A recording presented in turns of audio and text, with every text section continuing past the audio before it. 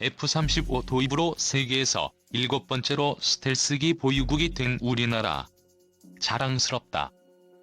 올해부터 우리나라에 연간 10기씩 들어오는 F-35 라이트닝 LL은 5세대 전투기로서 공대공과 공대지 작전 모두를 수행할 수 있는 전천후 전투기이다.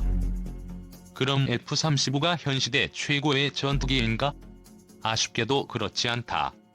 현존 최강의 전투기는 F-22 오로지 미국만이 운영하고 있는 괴물같은 스텔스기인 F-22에 대해 알아보고 정리를 하였다. 전쟁 상황 시 미국 본토를 전투항공기로 공격할 수 있는 국가는 없다고 봐도 무방하다. 그 모든 것이 이 F-22 덕분인데, F-22는 이전 세대의 전투기들과는 비교조차 불가능할 정도의 엄청난 성능 차이를 보이다 보니 미군이 외계인을 납치 고문하여 확보한 기술력으로 만들어낸 전투기라는 우스갯소리도 있다. 모든 군사 분야에서 세계 최강을 달리는 미국이 유일하게 취약한 분야가 바로 방공인데, 그 이유가 재미있다. F-22 랩터, F-35 라이트닝 등을 주축으로 한 제공권 장악 능력이 워낙 뛰어나 애시당초 방공 자체가 필요하지 않기 때문이라는 약간의 과장이 섞인 주장도 있다. 0. 제조 개발 배경. F-22A 랩터는 미국의 로키드 마틴사와 보잉사가 공동 제작한 미공군 전용의 고기동 스텔스 전투기이다. F-22는 미국의 국가에 수출하는 것이 미국의 법령에 의해 금지되어 있기 때문에 타 국가는 가질 수조차 없다. 로키드 마틴사는 F-22 랩터 제작의 주계약 업체로 기체 대부분의 설계와 무기, 최종 조립까지 모두 맡고 있으며, 보잉사는 프로그램 파트너로서 날개와 기체, 항공 전자장치, 트레이닝 시스템 등을 담당하였다. 외계인이 만든 줄 알았는데 얘네들이 만들었다. F-22 날렵한 모습의 옆태. 4에서 4.5세대의 F-15 이글과 F-16 펠컨의 역할 및 관계를 5세대 스텔스기의 쌍두마차인 F-22 랩터와 F-35 라이트닝이가 정확히 대체한다. F-22는 F-15와 마찬가지로 제공장악의 목적을 두고 설계되었다. 공대공을 목적으로 설계되었지만 당연히 공대지를 위한 장비와 전자전을 대비한 장비 또한 탑재한다. F-22의 당초 개발 목표는 러시아의 수호이 전투기를 의식, 레이더를 사용하는 세계외 전투에서의 압도적 우위를 점하고자 합니다. 타 국가의 전투기들과 비교시 비둥한 성능의 비스텔스 전투기인 F-15를 완전히 대체하려 700대 생산을 목표로 하였으나 개발비가 너무나 올라가는 바람에 초기 계획 수량 1을 포기하고 200대로 줄였다. 나머지는 3군 통합 전투기인 F-35 라이트닝 II가 대체하게 되었다. 반면 통통하게 살이 오른 모습의 귀염둥이 F-35. 1. 기본 재원. 속도 최대 속도 마하 2.25, 최대 순항 속도 마하 1.82, 항속거리 2960km, 전투 행동 반경 852km, 날개폭 14m, 생산 대수 195대, 엔진 유형 프렛 앤드 휘트니 F119, 터보팬, 쌍발 엔진. 제작 업체 로키드 마틴, 보잉. 정식 배치 2006년 1월 13일, 미공군. 단가 3억 6천만 달러. 전문가들은 F-22가 최강의 전투기임은 의심할 여지 없는 사실이지만 성능에 비해 너무나 몸집이 크고 무장량은 적으며 스텔스 기능에만 치우쳐 있다는 지적을 하기도 한다. 그렇다면 가성비 최강은 F-35? 가격과 유지 비용 또한 너무 비싸 천조국이라 불리는 미국이 아니면 운용하기조차 버거운 것이 사실이다. 2. 특징. 1. 엄청난 고기동 능력. 2대의 제트 엔진으로 로켓처럼 수직 상승을 계속할 수 있고, 음속 돌파 후 애프터 버너를 안 켜고 기본 출력으로 음속을 유지할 수 있는 슈퍼 크루즈가 가능하다. 추력 평양 노즐을 채용한 스러스트 벡터링 컨트롤 능력은 초음속 상태에서의 고기동을 위해서 만들어졌다. 다른 비행기들은 암속 상태인에서 낼 수 있는 고기동을 F-22는 초음속에서 해낼 수 있다. 괴물 같은 능력을 가졌다. 이 최고의 스텔스 능력. F-22 랩터의 레이더는 적기의 RWR에 걸리지 않도록 전파 방사 패턴을 바꾼다. 한마디로 F-22에게 조준되었다는 것조차 모른다는 뜻이다. RWR의 기능 상실은 ECM 또한 무용지물이 됐다는 것을 의미하기 때문에 적들은 F-22 랩터에 대해 전자전을 전혀 할 수 없다는 것이다. F-22 랩터를 상대로 전자전을 하려면 EA-18G 그라울러, 보잉이 개발한 최신의 전자전 공격기로 애칭은 그라울러, FA-18F 슈퍼 호넷을 베이스로 개발한 기종 정도는 되어야 할 만큼의 엄청난 성능을 가지고 있어야 한다. ECM에 의해 교란된 레이더. 3. 전적 전투력.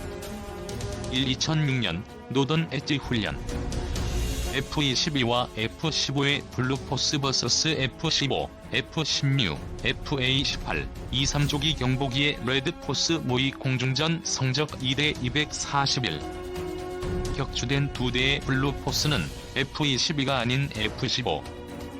훈련에 참가한 F-15, FA-18 파일럿들은 눈앞에 뻔히 보이는데 레이더에 잡히지 않고 무기라곤조차 안된다라며 F-22의 엄청난 스텔스 성능을 직접적으로 표현하였다. 미사일을 발사할 때 무장창이 열리기 때문에 잠시 레이더에 잡히나 그 시간이 2초가 채 안되기 때문에 적기가 대응하기에는 너무 짧다. 기동성마저 4세대기들보다 우월하여 기관총조차 무용지물이라는 의견. 외계인을 납치해서 만들었나? 4. 무장. M61A2 20mm 포 1문.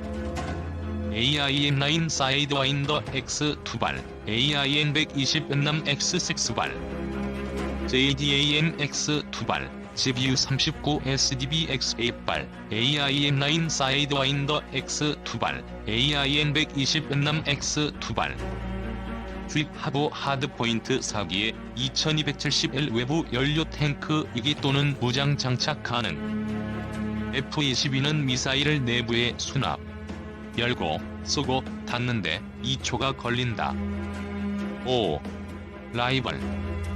없다. 전통의 항공광국 러시아의 수-57, 중국의 제2-22 F-22를 잡겠다고 만들어진 스텔스 전투기기들이 있지만 군사 항공 분야에 관심이 있는 밀덕 및 항공 전문가들 모두 F-22를 능가할 수 없다는 의견이다. 수-57은 F-22와 성능 비교에서 동등 혹은 떨어진다는 시각이고 제2-20은 중국 밀덕들조차 F-22와의 비교에는 입을 다물고 있다. 사실 제2-20은 F-35한테도 안 될 것 같은데 F-시리즈와 공산권 기체들을 동시에 가질 수 있는 나라가 없으니 정확한 비교는 불가능하지 않을까 싶다. 일단 기체의 크기와 형상만 봐도 일반인들조차 왜 그런지 느낌이 온다. 다만 일본에서 만든 유명 플라이트 슈팅 게임인 에이스 컴배트 스카이즈 언노운에서 현실 전투기들의 성능을 고증하며 능력치를 측정하였는데 F-22는 거의 끝판왕이다. F-22는 현실 기체 중 도그파이트의 끝판왕이라 멀티에서 주로 쓰이고 F-35는 싱글 캠페인 모드에서 지상 공중 모드의 강한 기체라 그냥 자주 쓰인다. 6. 유인 전투기의 최강자. 미 공군은 F-35가 미군의 마지막 유인 전투기가 될 것이라고 밝혔다. 그렇다면 역사상 최고의 유인 전투기는 F-22가 될 가능성이 높다. F-22는 첫 배치 시점부터 지금까지 최강이 아닌 시절이 없었다. 미국이 새 유인 전투기를 개발하지 않는 한 앞으로도 그럴 것이다. 7. 기동성. 아래 그래프를 보면 F-22가 1등이긴 하지만 엄청난 것은 아닌데 여기 함정이 있다. 아래 그래프는 실전 무장이나 컨포멀 탱크 등을 장비하지 않은 상태에서 측정한 수치이다. 동체나 주익의 하드포인트에 무장을 해야 하는 기체들은 항력의 증가와 유체 흐름의 변화로 인해 유사시 실전에서 보일 수 있는 실제 기동력이 많이 떨어질 수밖에 없다. 하지만 모든 무장을 기체 내부에 탑재하도록 설계된 F-22나 F-35는 클링 상태의 기동성이 실전 상태의 기동성과 타 기체에 대비 비슷하다는 말이 된다. 즉, F-22와 타 기체의 차이는 그래프로 보여지는 차이보다 실전에서 더욱 큰 격차가 벌어진다는 뜻이다. 누가 클링 상태로 측정하려니? 8. 실전.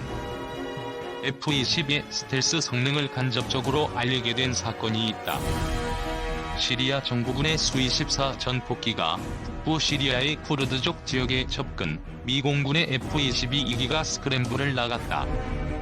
2기 중 1기가 2000피트 안쪽까지 거리를 좁혀 수-24의 뒤쪽 상부 방향에서 15분간 추적 비행을 했으나 수-24는 자신이 추적당하고 있다는 것조차 인지하지 못한 채 15분 후 시리아 정부군 주둔지 돌아갔다고 한다. 9. 미국의 국가의 도입 시도. 일본이 도입을 시도했다가 실패하였다. 수출금지법 때문에 미국의 국가에 여전히 팔 수 없다. 하지만 미국 또한 정권이 바뀌고 생산이 재개될 경우 도입이 예상되는 1순위 국가들에 우리나라도 포함이다. 1순위 도입 후보군은 한국, 일본, 이스라엘, 호주. 해당 국가들은 F-35 도입 중이거나 자체 스텔스기 개발 중인 국가들로서 미국의 F-22 수출 금지가 해제되면 단 몇 대라도 도입이 가능하다고 본다. 특히 일본이나 우리나라는 중국, 러시아 견제용으로 들어올 가능성이 크지 않을까? 우리나라에도 온 적이 있다. 4대가 오산 비행장에 있었다.